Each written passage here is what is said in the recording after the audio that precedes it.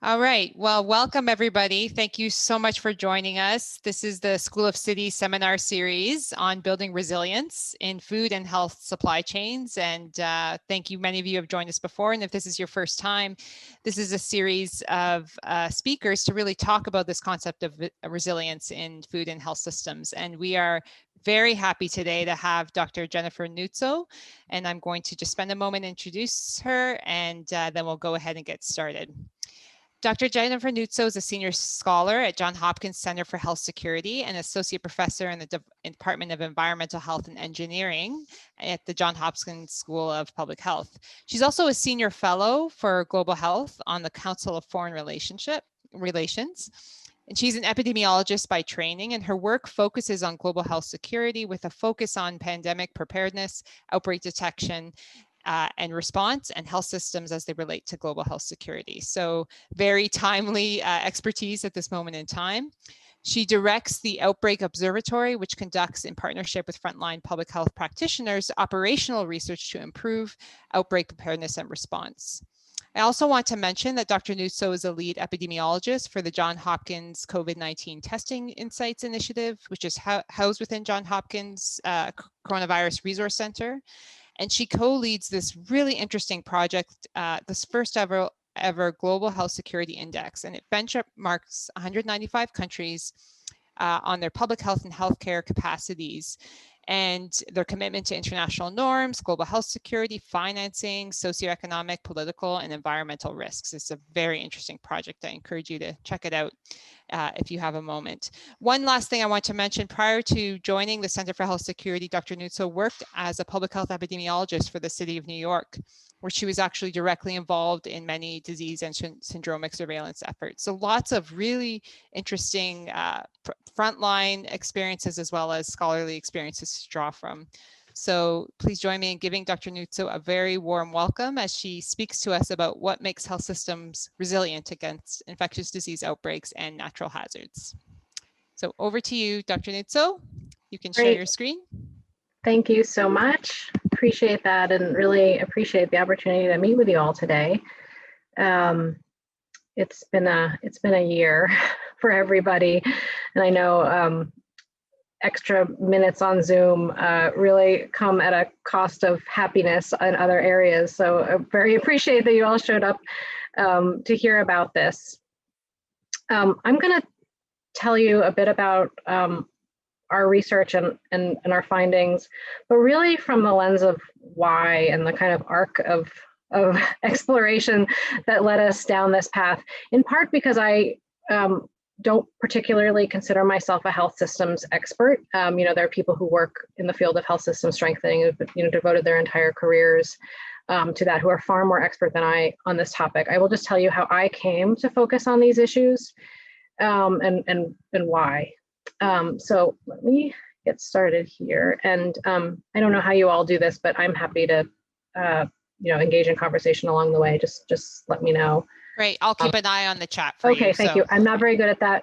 I don't mind if people just want to chime in. So great. Thank you. This is the overarching question of what makes health systems resilient. And the answer I don't have for you, but I can tell you what we're doing in order to find out and what we've discovered along the way. So just to kind of, before we get started, tell you what I am thinking of when I talk about health systems resilience, recognizing that other people have different definitions, but I've been influenced by the definition first put out there by Margaret Kruk. It builds on others' work, but it was work that we cited and relied on quite heavily in our own health systems work, which is really just describing the health systems that find themselves in an event, and are they able to respond to the event while also do all the other things that they're supposed to do? So this idea, can you maintain your essential functioning and also meet the demands of the ongoing event? So that's basically what we are thinking of when we're talking about health systems. And we define health systems broadly to be inclusive of public health and the interventions we take at the population level, but also crucially to be inclusive of patient services, direct patient care in health facilities. And I have to stress that because that portion has often been left out in some of the conversations that I've typically been involved with in my career, particularly on the global health security side. So I used to have to say, talk about, particularly when I'm talking to folks working in global health security, and I would have to talk about health systems and health systems resilience. I would have to give examples of why health systems resilience is important. And we often, all of us, cited this very impactful, a huge epidemic of Ebola that happened in West Africa first recognized as beginning in 2014. And there were lots of stories about this was a terrible epidemic, but the disruption that this epidemic caused to other health outcomes in terms of interruptions in routine health services, preventative health services, the kind of trickle effect really spoke to why, when you have these events, you need to not just be able to respond to the acute needs of that event, but think about all the other stuff that you were doing before the event happened. And unfortunately, we see over and over again that that's really hard when a crisis happens. So I don't feel like I need to show this slide anymore, because we are all living through it is playing out before us why health systems resilience is so important. And as a particularly, I think, compelling example, I showed New York City, Times Square in lockdown. Now, are you all in Toronto? Are you still in lockdown? Did you just come out of it? No, well, we're still in it. Okay, you're still in it. So we're still in it. Yeah. So this might be a little too soon for you to see this picture. But I used to live in New York City. This is a stunning photo due to the absence of people in Times Square. We've all probably been living inside our houses, and the absence of people is probably not as stunning as it was a year ago. But really, I mean, and why was this picture happening, and why is it still happening, is because we are acutely concerned about health systems' abilities to meet the demands of COVID-19. When this all started in March, there were a lot of chipper people saying, like, stay home, flatten the curve. And really what we're talking about with flattening the curve is really stretching out, but depressing the total number, like reducing the total number of people who would need health services on any given day, so that it didn't exceed the capacity of the health system to provide those services. And so this idea of all the measures that we've put in place, everything from wearing a mask to full-blown lockdown, is ultimately, even though I think the goalposts have shifted a little bit over the course of the last year, we're ultimately, because of acute concern that our health systems are not able to both meet the surge in cases that was happening because of COVID-19, as well as do all the other stuff that they need to do. And I'm sure everybody has stories throughout the past year of all the health-related procedures that you probably should have had that didn't because of concerns about COVID, either justified or not. Either your physician's offices wasn't seeing patients, or you just didn't feel like it was a good time to go. So I don't think at least for a while, I'll have to kind of talk about why health systems resilience, but that's the unfortunate situation. But nonetheless, I just want to talk to you about why I got into this work specifically, particularly as someone who has not come from a health systems background. I'm not a health system strengthening expert. I have worked in the field of health security for the past 20 years. In fact, the work that I was doing in New York City was really in the aftermath of September 11th, where the idea of security and health were it just collided. And so I went to join the center that I'm at now, the Center for Health Security, which was started by the man who was best known for having eradicated smallpox. And so we have for a long time considered the possibility that there could be deadly epidemics or pandemics and the need to prepare for them. So that's the space that I have worked in. I'm someone who studies epidemics, pandemics, outbreaks. And in studying those events, you begin to see what they do to societies, why they are so problematic, and what needs to be done to prepare for them. So Ebola in 2014 in West Africa offered, I think, a very stark illustration of the impacts of these events on all of society. In fact, President Obama labeled the event a threat to national security. So articulating, of course, how health events can spiral beyond just the health sector, but also its impact on the broader health sector. And here is just a slide showing impact of cases. And in particular, we saw that quite hard hit among the cases were healthcare workers. In fact, healthcare workers were more than 20 times more likely to come down with Ebola than the rest of the community. So yes, this was a problem for broader society, but no more was it felt than within health facilities. And unfortunately, many healthcare workers died from this disease. Many did not return to work because of concerns of it. And that has lasting effects on a country when you already have few resources to begin with, and then you lose such a large proportion of the resources that you have. We also knew that the lack of preparedness of those health facilities and concerns about going there, concerns about the services being provided there undermined public health control measures. So people hid, they didn't want to be detected, they didn't want to be sent to isolation facilities. We're seeing a number of these themes play out again in COVID-19 with stigma, people concerned about getting tested and what that will mean, people not wanting to be recognized because of concerns about needing to isolate and quarantine. So this picture here is actually from an ad campaign that was run. This actor Idris Elba is Sierra Leonean by birth, and this was targeting people in Sierra Leone to say, listen, don't fear the health system, don't fear your doctors, they're here to help you, because there was a credible amount of mistrust, but that mistrust bred mistrust in the whole response. And so, we are unfortunately seeing these issues play out again, but it speaks to why having health facilities that are not only ready for these events, but that are also capable of doing the day-to-day care that people need, that breeds trust, and why having strong health systems to begin with is critically important in responding to these acute events. And unfortunately, it's really hard to build trust in a system that doesn't meet people's day-to-day needs, and then you're asking people to rely on it in an emergency where we know that there are dangers within the system. It's not just Ebola. We, of course, saw this in other settings, and we saw this with other diseases. And I think MERS, Middle East Respiratory Syndrome, which was the coronavirus that we used to be most concerned about prior to COVID-19, caused big hospital-associated outbreak in South Korea. We have seen, I'm sure you've lived through SARS and are aware of how health facilities can really be challenging in terms of not just the safety of the people living within the walls, but also amplifying spread to the broader community. So really lots of reasons why we should worry about whether health systems are ready for events like this.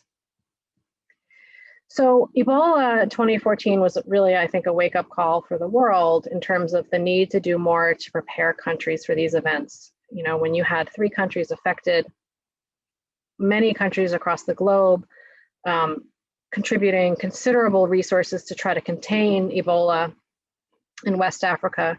There were many after-action reports that called for changes, including changes at the WHO level, changes to the international health regulations, which are the kind of international treaty framework that governs how countries report cases and what they do about it.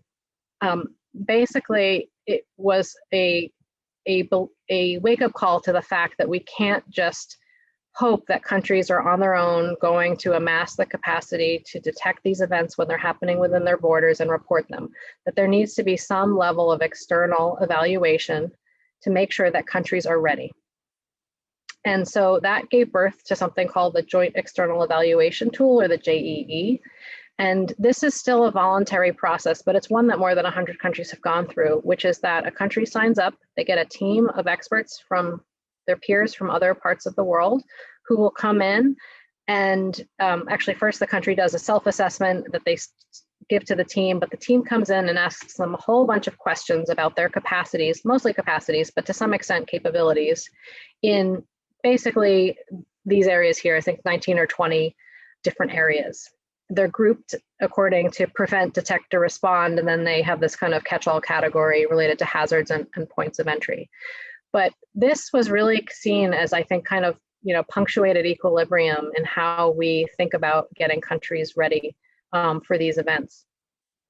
And making sure that it's not just you hope the countries are caring and doing it on their own, but just getting some eyes on what's happening within countries and making recommendations for what they should do to strengthen their capacities to not only detect events that are happening that could be of international significance, but to be able to respond to them. So this I think, was a really important development that frankly may not have happened if it weren't for Ebola in West Africa, but nonetheless, I think represented, like lurched the world forward and thinking about how to become better prepared. I had the opportunity to participate in a JEE process, not an official one, but an unofficial one that was asked for by the government of Taiwan. They are not a WHO member, and so they can't participate in the official JEE process, but nonetheless wanted to go through a JEE. And so I was part of a team that went to Taiwan and used the same tool and tried to go through the process, asking all of the tough questions, so to tell them, you know, how ready they would be for events and where there would be areas where they would need to strengthen their capacities. And it was in going through that JEE, asking all of the questions. I mean, it took, our team was there for 2 weeks. Typically, JEE's teams take about a week, but we were there for 2 weeks. We wanted to also not just stay in the capital city, but get out into local areas to do a subnational look, because as you probably all know, it's not just about the national government, it's also about local governments and their capacities too. So I really got, I mean, I knew the JEE tool. I had been a part of the broader policy practice community that was advocating for the JEEs and informing the process. But until you really kind of go through it and like are sitting there in the conference room, reading every single question and having the conversation with the government, seeing their interaction, the different government agencies' interactions with each other, and seeing that kind of strategic planning session that really I think is what this amounts to be. One, it impressed me as how valuable of a process it is, but two, it became stunningly apparent that the process was missing something. And in particular, if I just go back to a second, you see all these focus areas. They're all public health focused. They're all things that are within the kind of Ministry of Health for trying to serve the population health. But there's nothing in here really about health facilities and what happens in hospitals and what happens in health clinics and whether you have enough doctors or nurses to be able to do things related to infectious diseases. And so colleagues and I were sitting in these sessions and said, you know, there's really like a missing chapter here. It sort of stops short on what needs to happen. And just to kind of illustrate, so I just took 2 areas of focus of the JEE: real-time surveillance, which is, you know, how we count disease cases usually, and national laboratory system. So there's whole chapters on these in the JEE, and they ask a ton of questions about them. Now, having a laboratory sounds like a good idea, and being able to aggregate the results from that laboratory so that you have real-time surveillance is also a good idea. But what do you test in a laboratory? You test specimens obtained from patients. And how do you get those specimens? Well, a patient has to present somewhere, and you have to have a health worker who's able to collect that specimen and send it to the laboratory. You have to ensure that people are able to access that care in the first place. So there's a broader context on which these public health, you know, these top 2 tiers of the pyramid rest. And that bottom piece of the pyramid is missing from the JEE. Those questions about the specimen collection capabilities and the presence of astute health clinician, you know, health workers who think, maybe I should send this specimen to be tested. Maybe there's something unusual about this patient. Maybe this isn't just a bad case of the flu. Maybe this is a, you know, novel coronavirus that's causing a severe viral pneumonia, right? So we very much need that bottom portion of the pyramid for the top of the pyramid to function, but yet we've not asked countries about their abilities and their readiness at the bottom of the pyramid. So that really sort of seeing that missing piece is what brought me to think, if we're not going to fix global health security unless we fix health systems. So the question is, if the purpose of the JEE is to measure and motivate countries' health security capacities, all those public health things, the laboratories, make sure they have strong surveillance systems, make sure they have policies to report what they find to be unusual to the WHO. Can we do something similar for health systems resilience? You know, taking this idea, you know, to ask countries, what are the questions we should ask in order for countries to have a broader health system inclusive of health facilities, which may not be public entities, they may be private sector entities, to make sure they are ready for acute events in such a way that when an acute event like an outbreak, epidemic, or pandemic happens, they can not only respond to the needs of that event, but also not throw away all of the other health services that they're supposed to provide, still be able to deliver babies, still be able to treat cancer, still be able to handle heart attacks. And that's really was kind of the overarching question to a project that I undertook with some colleagues. So we did an analysis of past events and tried to understand what are the health system's resilience capacities that are needed. Like in an Ebola, we looked at MERS, we even looked at natural hazards like hurricanes and earthquakes and typhoons, and we tried to kind of assemble all of the themes that emerged in the literature. And then we compared those themes to the Joint External Evaluation Tool, that framework that I showed you, the questions that we're asking countries, and that countries participate in that process, sort of expecting that if they get full marks on all of it, they're pretty well ready. And what we found was that many of the themes that emerged in the literature weren't reflected at all in the framework.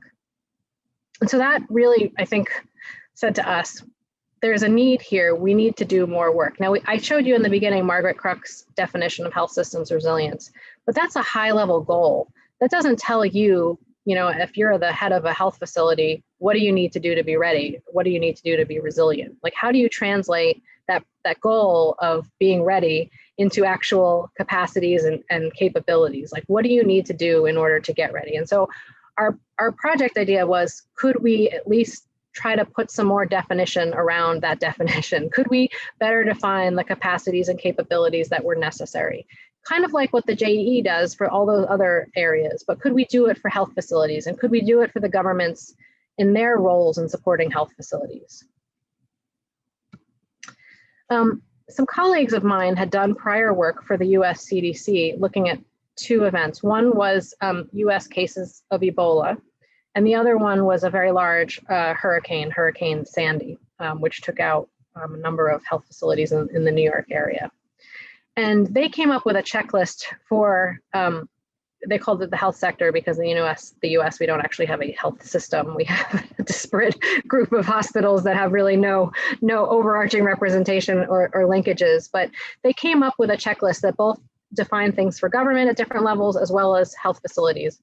And I looked at that list and I thought, this is really interesting. I wonder if we could take what they found in their analysis of Sandy and the US situation in Ebola and try to refine it or build on it or modify it in some way to be used by health systems in other countries. Could we take what they've already, the kind of down payment on thinking that they did, at least in the US context, and try to define a checklist or some kind of list of capacities and capabilities, much like the JEE is in its questions for other health systems. And so we put a proposal forward to the Rockefeller Foundation, which at the time had an initiative on health systems resilience, and we're very happy to have gotten a grant from them. We partnered with the World Bank and ICDDRB, which is a research group that has long relationships with Johns Hopkins. They're based in Dhaka, Bangladesh, and they do work in Bangladesh. The idea being, like, could we do the translational work? Could we build on this thinking for another health systems in other contexts, non-US context? And in particular, we were wondering about low income settings because we know that high income settings are potentially quite different. And one of the first questions we got from the Rockefeller Foundation when we gave our proposal was, how can you come up with a list for health systems? Health systems are so incredibly unique. And that is a completely fair and accurate statement. They are incredibly unique. But if you had told me that you could come up with a list of global health security capacities for all countries like the JEE did prior to the JEE, I would have also said the exact same thing. But somehow we did it for the JEE. So the question was, could we do it for health facilities? Could we write sort of the missing chapter for the JEE for health facilities everywhere? So we undertook this project where, we did this literature review and we talked to people who had been involved in all sorts of events. We tried to build on the work that my colleagues had done in the US and try to think about it in the context of other settings. What we ultimately wound up doing was coming up with sort of a candidate list that we then took to Bangladesh and tried to put it to the test and say, what do you think about this list? Does this seem like this reflects your experiences in dealing with the demands of infectious disease emergencies and natural hazards? Not knowing when we showed up, and we engaged in a several-day workshop in country with various parts of government, non-governmental organizations, both on the health system strengthening side, as well as the global health security kind of acute infectious disease emergency side, many of whom had never actually been together in the same room until the workshop that we had. And we came up with our candidate list and said, have at it, tell us, did we get this completely wrong? Do you want to start all over again? Is this whole idea a good one or a bad one? Let us know. Not knowing if they just laugh at us and be like, take your US informed list and go. You have no idea what it's like here. I mean, I was more than half sort of ready for that kind of reaction. What we found in country was not that, actually.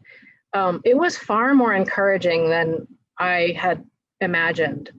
They were very, very receptive to the idea that we needed to better integrate the health facilities and the broader health system and all the good work that was being done in Bangladesh on health system strengthening with the work of global health security, as evidenced by the fact that many people who were in the room had actually never been in the room together until that workshop.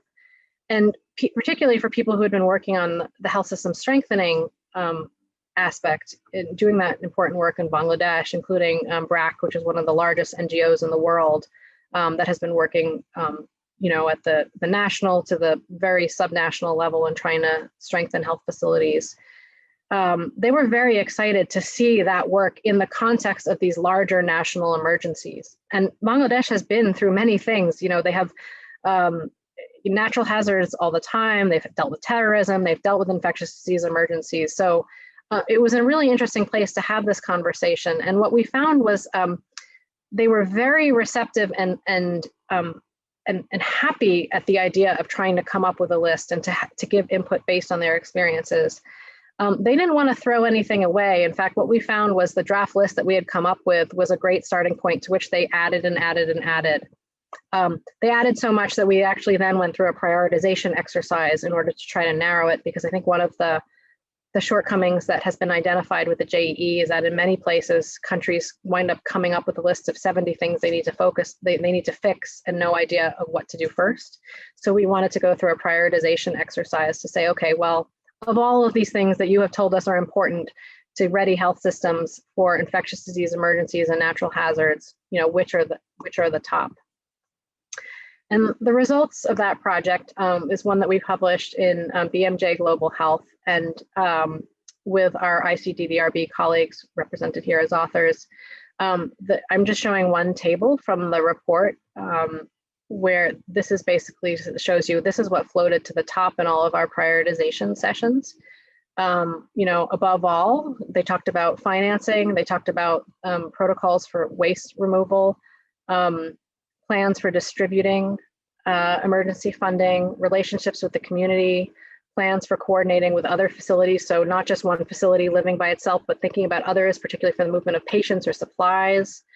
Having established leadership hierarchy, making sure that the health facilities are represented in the overall emergency operations structure. So making sure that they have a seat at the emergency operations center so that they can inform and they can be informed.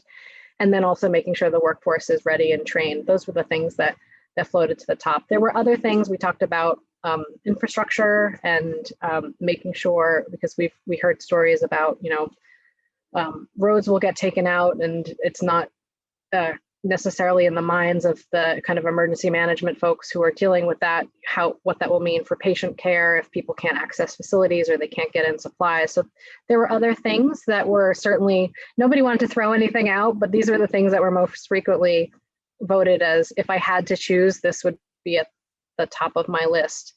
So it was a really interesting session. And we kind of left and with the publication of this report, we're very, very encouraged. But we don't feel like it kind of ended the work that's needed in that area, in this area, by any means.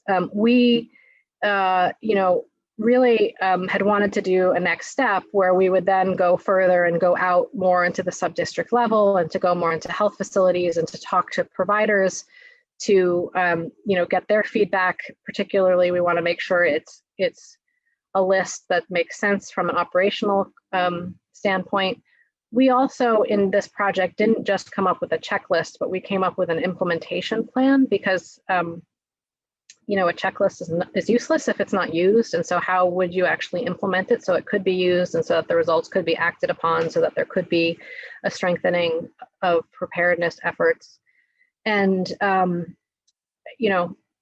key to making sure that implementation plan can be implemented is getting the feedback of the people who would necessarily, would be the ones using the checklist. So that was sort of our kind of next steps that we had wanted to do. Which brings me to the next chapter, which is where are we now? So this was in 2019, sort of ending in the fall of 2019. This is when we were really wrapping up our project work, when we were hoping to get follow-on funds to do the next phase.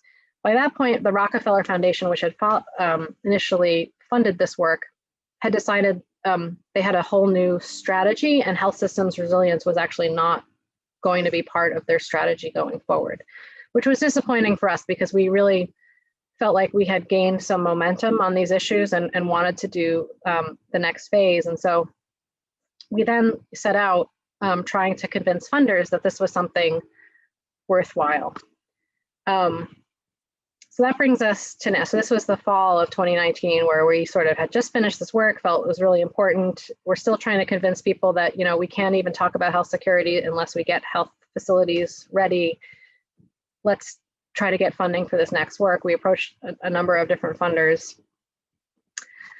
And then, a couple months later, we now find ourselves in COVID-19.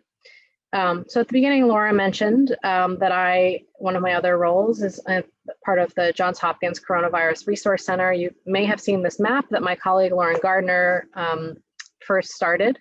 I'm part of the Coronavirus Resource Center, houses this map as well as other analyses. So pretty much since the winter, I have been knee-deep in all sorts of COVID-related issues, digging into the data. I've been working quite heavily on the testing aspect of this and a variety of different COVID-19 related projects. So this is the kind of where are we now? These data, by the way, are from today, if you're wondering kind of what the global numbers are. We're at more than 111 million cases being reported worldwide by 192 countries. The good news is the yellow bars on the bottom right-hand corner, which shows that case numbers are declining globally in a very, very welcome development. Ooh, sorry, I don't know what happened there. And I have all sorts of thoughts on that. I spent a lot of time answering questions of like, where are we going? Is this thing gonna get worse? And if you have questions about it, happy to answer. But just to say like where are we now in the health system's resilience? So since this whole situation started, I first got wind of it December. I was still on holiday vacation and hearing about this outbreak that was happening in China and becoming quite worried. It was actually a project that an event that my Outbreak Observatory team was starting to track. But really, I think for us in the West, this was, I think, the really galvanizing moment. I will tell you, I testified before Congress at the first US hearing on COVID-19. It wasn't even called that then, it was called novel coronavirus. In February. I mean, nobody was paying attention to the issue other than, a few parts of government. I mean, it was not something that the US was getting ready for. It was really stunning. I mean, we had conversations with local leaders, state leaders, and they just, as of February, thought it was a problem over there. I mean, I literally had a conversation with someone from a governor's office who said, the governor thinks that's a problem in China and it's not going to come here. That was February. And then March, when the news reports out of Italy started happening, I mean, I think at least in the US, this woke up the policy community. This woke up the governor leaders. This made them think, I guess our travel bans aren't everything we think they're going to be, this could be coming here. And in particular, it was the projection. This is from a Lancet paper, the graph shown here. You can see the red line, that's the simulation, and the blue, once the blue dots ended, that's really where they were when they collected the data. But if they had stayed on that path, you would have seen that that red line would have exceeded the dotted blue horizontal line, which was the upper limit of the ICU capacity in Italy. And based on that, I mean, the policy conversation in the US completely shifted to, oh, we are like 2 weeks away from being Italy. And that's when you saw governors sort of snap into action. That's when you saw the shutdowns start to happen. That's when you saw all sorts of things really trigger. And, I think that this moment, seeing, that not just the data published in the Lancet, but the news stories of the really packed hospitals and just the horrific stories coming out of there. There were also stories out of Iran. I mean, it really felt like it was starting to reach a fever pitch. And that really, I think, snapped many countries that had been previously just kind of ignoring the situation into action. And so, I find it, I won't say, I mean, it's ironic, but it also is slightly frustrating that in the fall of 2019, we're trying to tell people like, listen, we need to get health facilities ready for infectious disease emergencies. They're not ready. We haven't even told them what they need to do to become ready. And then a couple of months later, this huge event happens, and now everybody sees the consequences of our not being ready at health facilities. It wasn't surprising to us that this was going to be a challenge, that this would be our hardest thing, that we would suddenly find ourselves staying home, literally not able to leave our houses because we're so worried that our health facilities would become overwhelmed because of the work that our team had done on the Global Health Security Index. And we looked at the health security capacities of 195 countries. We pulled a lot of the things that the JE looks at, but we also looked at health systems because we said, this is going to be important and it's not in the JE. So we measured, and here are the things that we measured. They're listed here in the box. Just trying to understand how ready are their health facilities. And I can tell you, even these list of things is not conclusive, is not a complete list of things that I would want to measure about health systems, but it was what we could find with publicly available data. And I was really struck by how much of a paucity of data there were regarding health systems abroad. I mean, in the whole globe. So we, even with this limited list, we knew that no country was going to be ready for a pandemic because we saw that above all, their health systems are weak. Actually, this was the one category, there are 6 categories in the index, and category 4, which is health systems, was the place where pretty much every country scored its lowest points, including the United States. This is where the United States, which ranked highest in the index in terms of its capacities, lost the most amount of points. So it was not surprising to us when COVID-19 hit the world so hard, in part because this is a really critically important thing. I showed you the pyramid. If you don't have that base of the pyramid, all of the other capacities start to suffer. So I bring back to the definition of health systems resilience, and just wanted to kind of highlight that bolded text there, which is maintain core functioning. So it's not just, can you respond to COVID? Because as we saw, there were some countries who did a fairly decent job. I mean, China gets somewhat praised now for how aggressively it ultimately responded when it did respond. But, if you do a complete and total lockdown, that sure probably is pretty effective in bringing down cases quickly. But if you do so at the expense of all other healthcare, it's not ideal either. If people die of a heart attack because they were unable to access care because for a variety of reasons, because of a COVID response, is that better? I mean, I don't think so. So I think this is really the situation where we're in now, which is figuring out how do we deal with the acute needs of an emergency? How do we deal with that in the 4 walls of a hospital? How do we deal with it as a government? Clearly, there is now, we can see the interplay between controlling the spread of an infectious disease so it doesn't overtake a hospital, but not controlling the spread of an infectious disease such that it impedes people's ability to seek care for other things, to deliver preventative care, to do all of the other stuff. And so I think this is where this field really is at that tension between the two. The WHO did a really interesting survey. This was published at the end of August, looking at how COVID-19 may have affected health service delivery, and basically found that the majority of countries experience interruptions in all sorts of health services, most frequently immunizations, which we know are important, control of non-communicable disease, which we know non-communicable disease is a risk factor for death from COVID, lots of other things that basically got shelved while the country pivoted its full attention to trying to control COVID. So while you need to control COVID in order to not have your health systems overwhelmed, you can't control COVID in such a way that you prevent people from accessing your health system. So really, I think, challenging situation. I like this graphic from the WHO, which in my view describes the goal here, which is that we're trying to strengthen health systems to do all the things they're supposed to do day to day so that they build the trust, so that they're a resource there for people, so that when there's an emergency, people are able to go and access it. But also strengthen the public health capacities that are capable to detect these events, report them, contain them, but do so in a way that they're working in partnership with each other, so that they're not at odds. And this graphic was published, a couple of years ago, but I really think it was quite aspirational at that point, and it still very much is, because I don't think we have figured out exactly what it means to be able to do this. And so that is sort of, I think, what comes next. Just to show you our new project that we're starting off the ground, we're going to be working with a very large coalition convened by Gates Ventures, which is sort of like the think tank, I guess, for the Gates Foundation.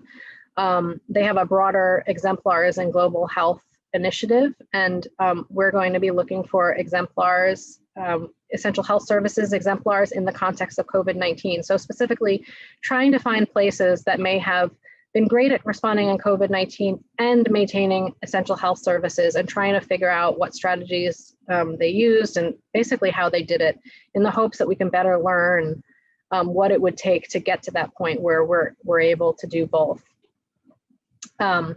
So this is just a description. Our piece of it will be looking at the Americas as well as Asia, and then we are working with a team being led by Makerere University, which is in Uganda, that's doing a similar look at the Africa region.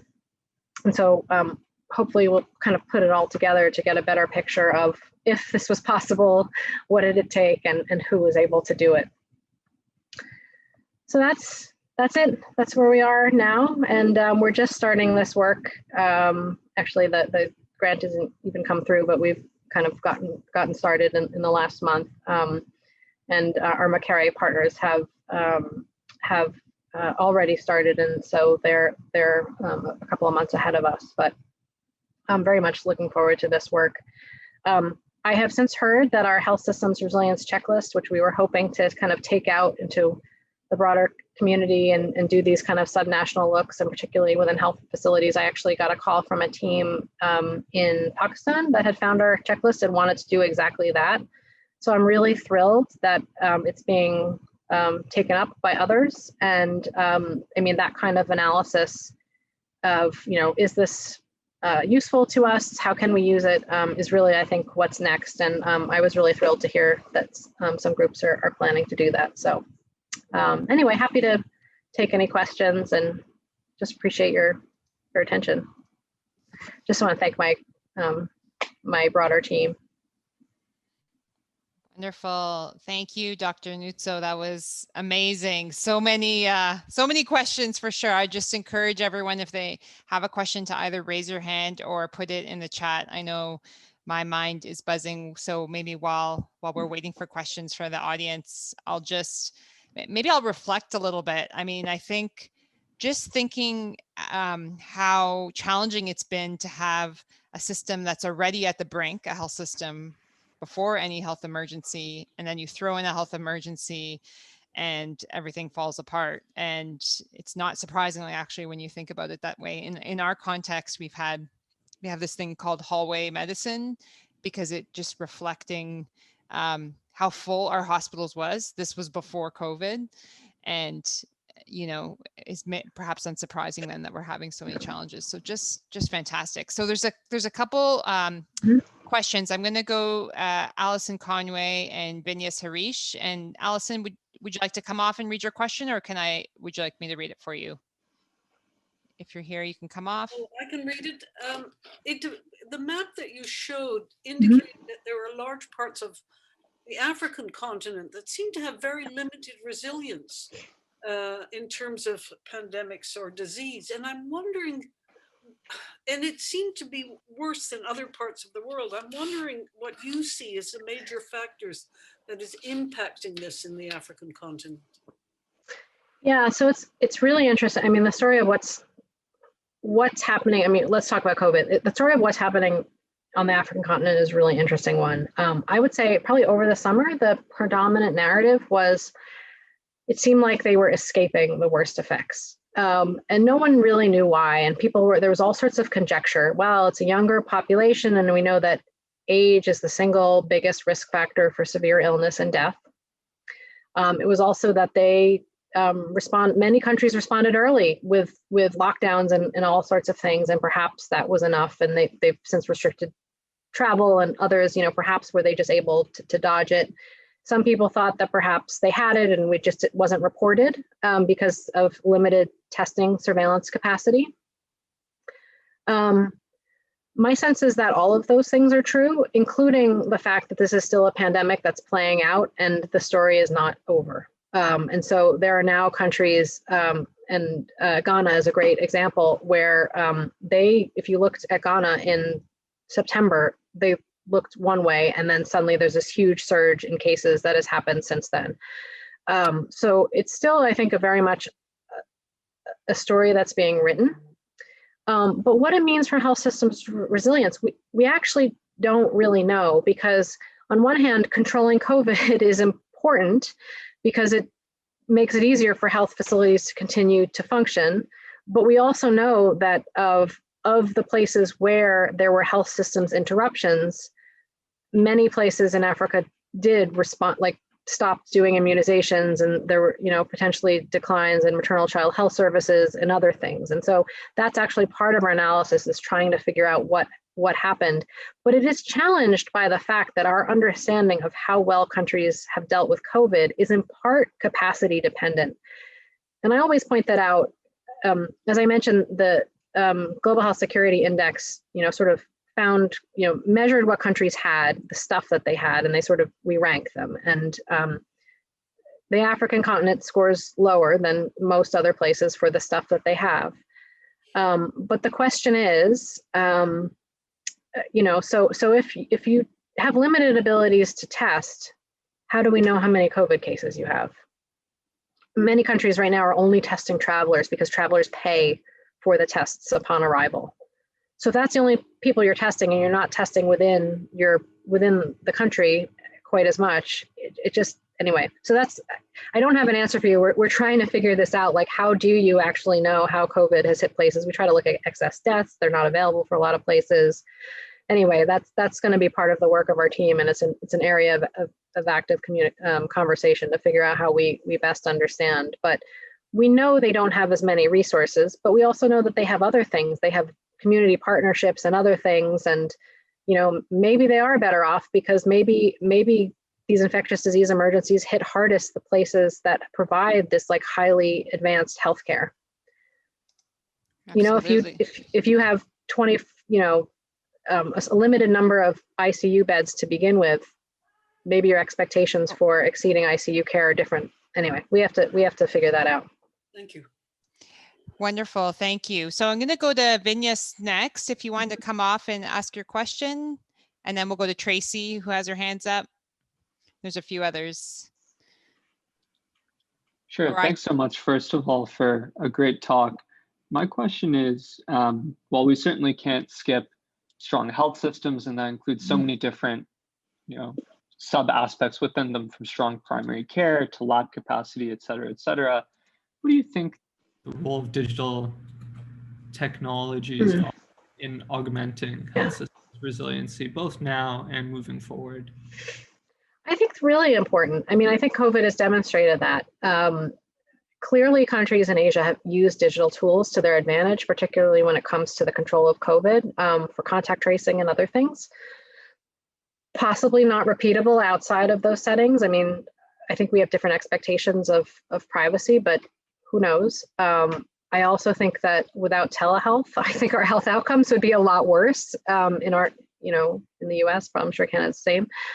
So I think it is really important, and it needs to be explored more. And, I think there was movement on that front, particularly for trying to supplement where there's a skills expertise, like where, we obviously think community health workers are really important. And, is it possible to expand the kind of lay community health workers, but then kind of backfill them with expertise through telehealth? And that's something that's being explored in low resource and rural settings. And so I think there's many opportunities for digital technologies to improve our resilience. I think we just need to figure it out and sort through some of the thorny issues that accompany it.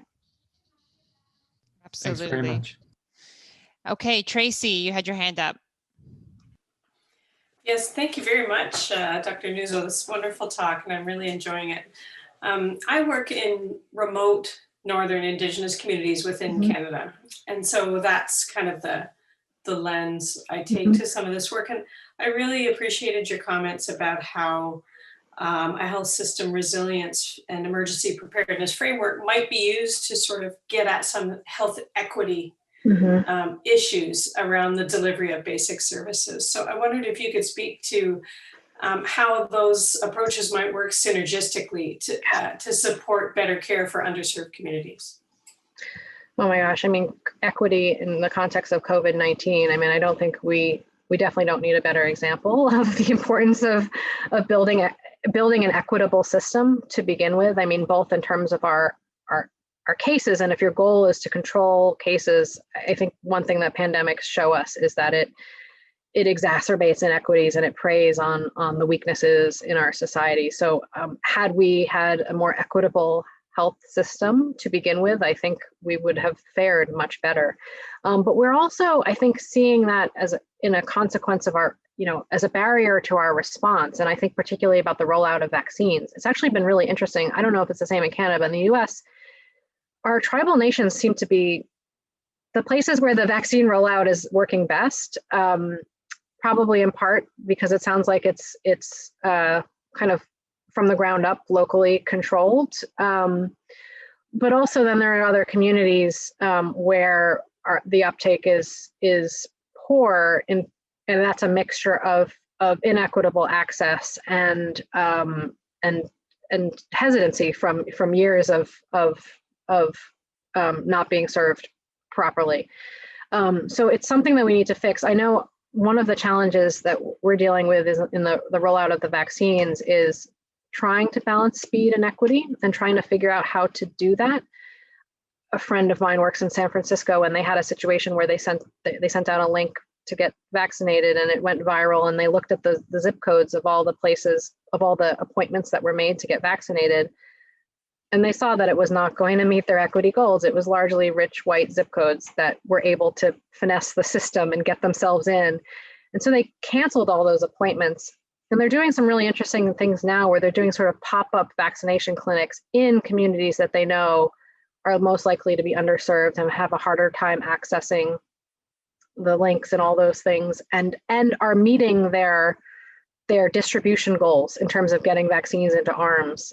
So I think we just need to find some more promising models. But one of the challenges I found on the COVID data side is that we're not collecting the data that we need in order to assess the disparities that we think happen. Like, so we at the beginning of putting together the Hopkins map, and particularly the US map, I mean, many states were not releasing racial ethnic breakdowns of the cases.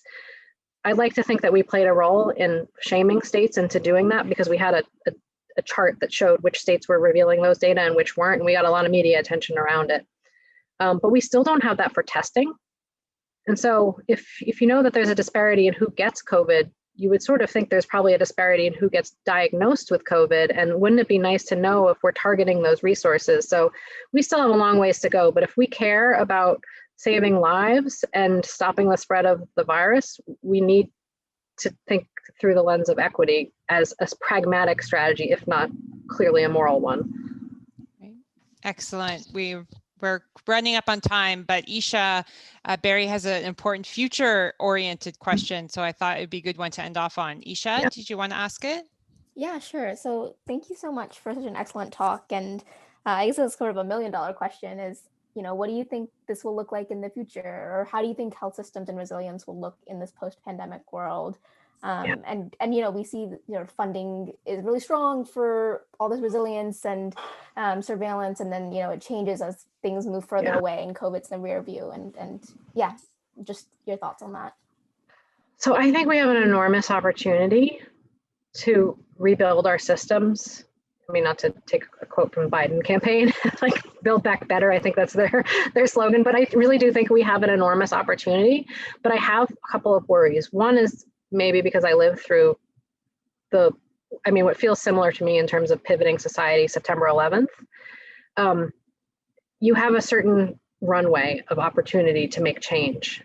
And after a few years, unfortunately, people forget. And I do very much worry that could happen with even this event that we have all felt so strongly.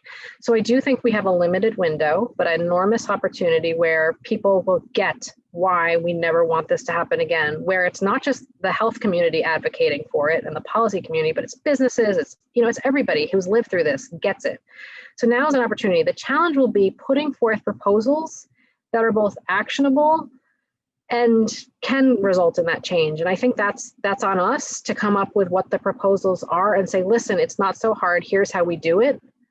Of course, it's hard, but I think we have to show here's how it can be done. Otherwise, policymakers get spooked that there's not going to be, an outcome. So I think that's just the challenge for all of us. The other worry that I have is that this pandemic has hit every country so hard in terms of its economy. And my deep fear is that we are going to come out of this and go immediately into austerity budgets. And that to me will be the worst of all worlds, because for us to go through this, we've already incurred tremendous economic losses, and then to start nickel and diming things, a year later, and not take this opportunity to make sure this never happens again. So anyway, I think we all have to just be coordinate, activate. I think it's time for the community to come together. And I mean, unfortunately, I think I've seen a lot of bickering and fighting between, people, but we just need to figure out what the proposals are. Let's build on each other's work and make it happen so that it actually happens. After September 11th, there was a huge change. I mean, that was the whole genesis of preparedness in the United States. I used to work in the health department. We had broken windows and no computers in 2001, 2002, 2003. That changed. And then a few years later, the everything started eroding, and then the global downturn of 2008, and then the austerity budgets, it eroded even further. But we have to just keep on it. Unfortunately, this is not going to be the last event. I just want us to be better prepared for the next one. That's a great note to end on. So I again want to thank you so much. That was excellent. I feel like we could talk for a very long time. I know you're tremendously busy. Thank you for everything you and your team are doing. The data and the dashboard's amazing. We all know it very well. And just thank you all for coming. Next week, Professor Evan Fraser is going to talk to us about food systems in the shadow of pandemic and rebuilding food systems. So it'd be great if you could join us again. Thank you again, Dr. Nuzzo. Thank you to everyone. Thanks so much. Stay safe, everyone. Appreciate it. Thank you. Have a great evening.